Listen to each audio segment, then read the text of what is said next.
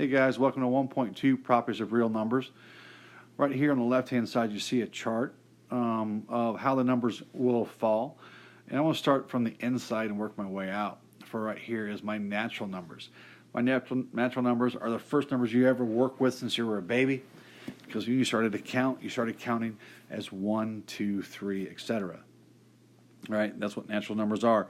Start with 1 and work your way up. Those are all natural numbers. Okay? Whole numbers are just like natural numbers, except the only difference is whole numbers include the number 0.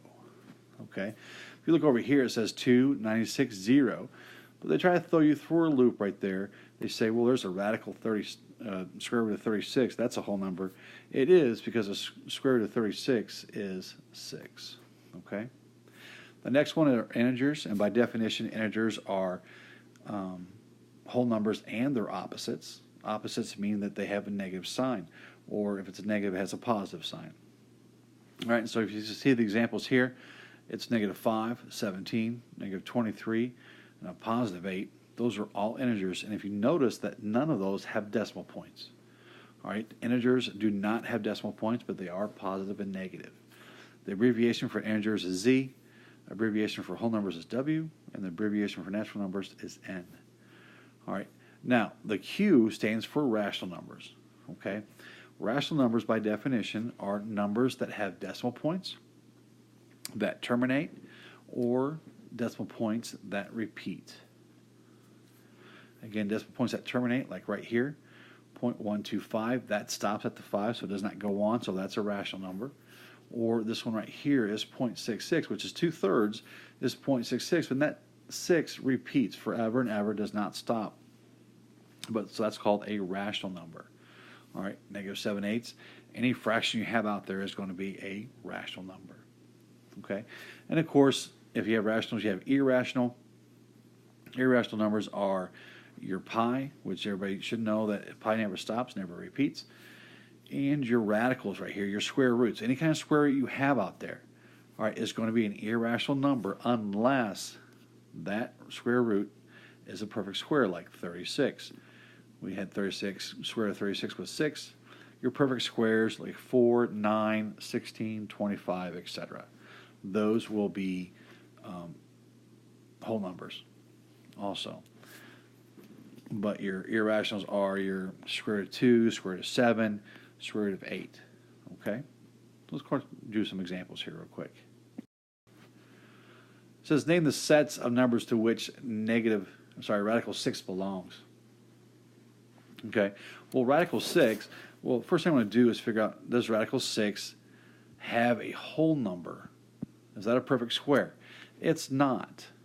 Okay, that is not a perfect square. So, and I know it's going to be a real number. Okay, and the abbreviation for a real number is parallel line, and that's a real number. Okay, that's abbreviation for real. Now,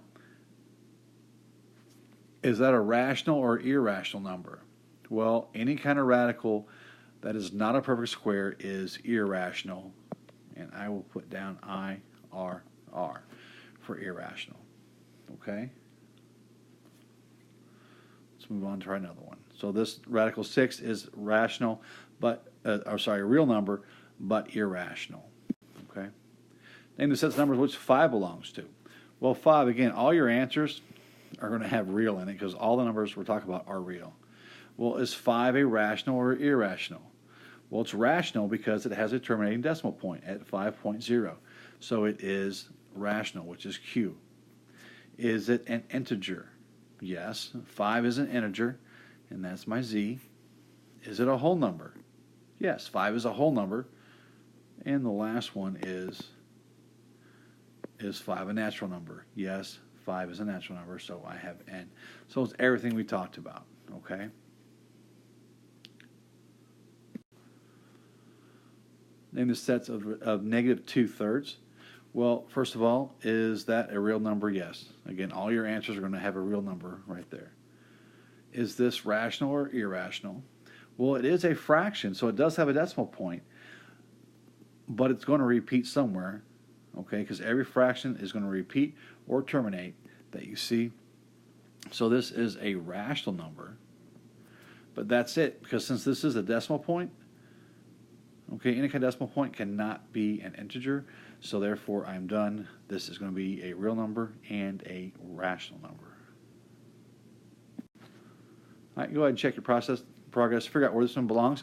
Read your answers here, and go ahead and pause the video to get your answer. Okay?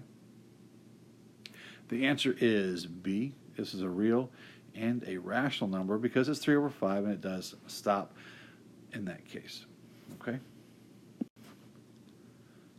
Let's try this one again. Another one, A, B, C, or D of negative 2.52, and it does repeat, so be careful with that.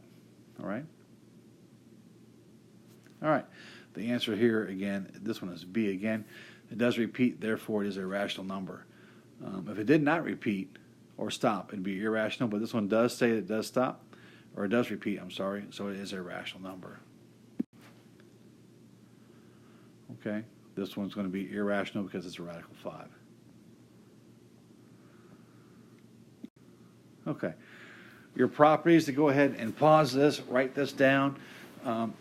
You do a lot of these naturally, but now we're going to talk about what they are. So go ahead and pause it and write down this chart, and then I will talk about it here in just a second. All right, commutative properties, when I add two numbers together, it doesn't matter how I add them, I'm going to get the same answer. A plus B is the same thing as B plus A. So if I have 2 plus 7, it's the same thing as 7 plus 2. Associative property means I have parentheses, and I'm grouping two together if there's two, 3 or more. So here I have A plus B put together plus C. But my A and B are put together. But then I get the same answer if I put B and C together and add A. And that does work the same way if I do multiplication too. Okay. My identity property is if I add anything to 0, I get itself. Okay, so A plus 0 is A, or 0 plus A, I have A. And the identity property right here is 1 times A equals A. Okay, and that's key. This identity of multiplication is key when we add our like terms. When I have x plus 3x, or actually if I subtract them, people want to say if I have 3x minus x, I only have 3 left over, and that's not true. Because if I have 3x minus x, it means that I have 3 minus 1, because that x has a 1 in front of it. The inverse means that I want to take the opposite, add its opposite. I'm going to additive inverse right here is take A and add its opposite so I can get 0. The multiplicative inverse means I'm going to multiply it by its reciprocal so I can get a positive 1. So whatever I have, if I have a whole number, I multiply by its reciprocal, or if I have a fraction, I multiply by its reciprocal so I can get a 1. Reciprocal means just I flip over the fraction. The closure, A plus B is a real number, A times B is a real number, and distributive property right here is if I have a number on the outside and inside parentheses, I distribute that outside to each of the insides.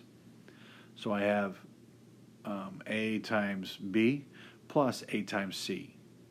Okay? And it doesn't matter what side of the parentheses those are on. So right here, the A is on the left side. Over here, the A is on the right side. I still get the same answer as I distribute whatever is outside to each individual on the inside. Okay?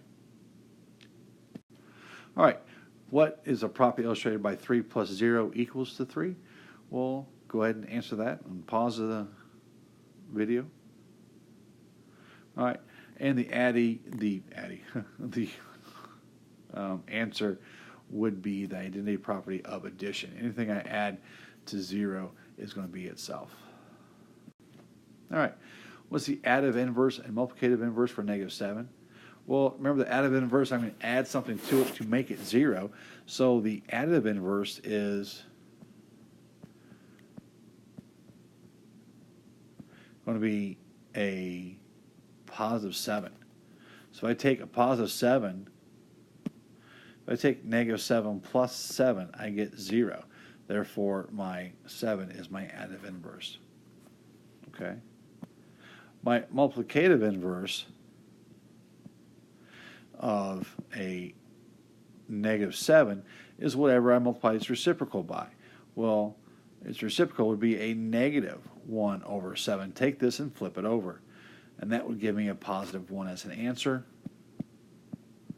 And so this is my multiplicative inverse. This is my additive inverse. Okay, additive inverse, just take your opposite sign. Opposite sign of -7 is a positive 7. For a multiplicative inverse, just take your question and flip it over. All right, -7 is -1/7. Okay, let's see additive inverse and multiplicative inverse for the number 5. Go ahead and pause this again, and we will go from there. All right, the answer here would be -5 and a positive 1/5. So it looks like B is my answer. These two right here. All right. Simplify this. This time they have distributive property. You notice I have grouping symbols here, but I cannot add anything together inside. They don't have like terms. So I'm going to go ahead and distribute on the outside. So I'm going to take my 4 and multiply it by the 3. So I have 12A, and take the 4 times B minus 4B. Okay? Add together here my 2B, and so I get 2B plus 6A. All right. Now, when I add like terms, I have to have the same variable in order to add. So I have the A's right here. I can add those together. I get 18A. Add my B's together, I get -4 plus 2 is a -2B. Okay? I'm not going to do anything else with those for right now. We will later on in the course, but for right now, it's going to be 18A minus 2B. All right, go ahead and do this problem and check your answer. Go ahead and pause it, and I'll be with you in just a second. All right, your answer would be, I'm thinking it'd be A. Right there. Because 2 times 3 is 6, 4 times 2 is 8. Add those together. I get 14, that's -2, plus a 12 was a positive 10. Why? That's it for this video. Thanks. Have a good night.